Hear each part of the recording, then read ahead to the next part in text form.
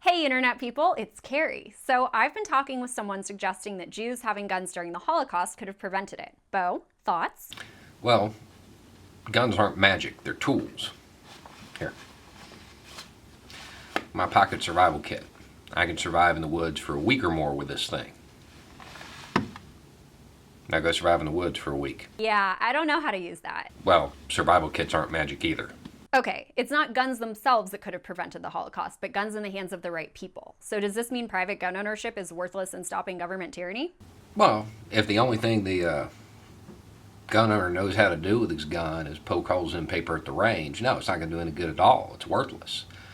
If the gun owner knows a little bit about unconventional warfare, insurgency, cover, concealment, how to move, those kinds of things, then yeah, it can be used to preserve liberty. Most don't. Not really. And untrained people, they do one thing really, really well in combat. Die. How's a rifle going to combat a tank or a drone? Well, and that's the rub. That is the rub right there. People who typically have the attitude of, well, my rifle's going to protect us and serve freedom, and this is how we're going to keep the republic. They have a very romanticized version of what insurgency and revolution looks like. They want to be the hero. In real life, that's not how any of this works. You don't fight a tank. You don't fight a drone. You go find the tank driver's family or the drone operator's family. That's how it really works. That's not war, that's murder. War is murder. Don't you think that kind of terrorist attack would cause the government to take more drastic measures? Well, that's the point of insurgency. The insurgents, their whole job is to make the government overreact. It's to make the government respond in a way that is too much. When they start drone strikes and they kill a bunch of civilians, the family members of those civilians, well, they take up arms. When they clamp down on civil liberties, makes the people of the area feel like they're living under tyranny.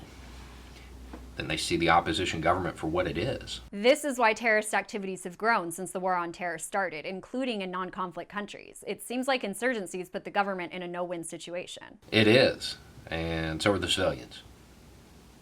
They're in a no-win situation too. The idea of armed revolution is not one to be tossed out half-heartedly. It's a horrible, horrible thing. Armed revolutions have been proven necessary in the past, and they may be proven necessary in the future if we fail to create a fair and just society. They'll probably be necessary.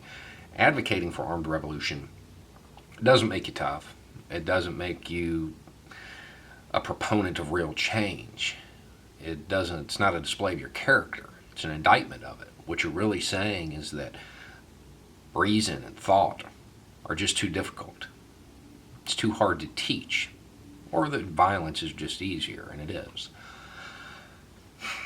At some point in the future, we may need another armed revolution. Our kids may need it. But if they do, it's because we failed them. Anyway, it's just a thought.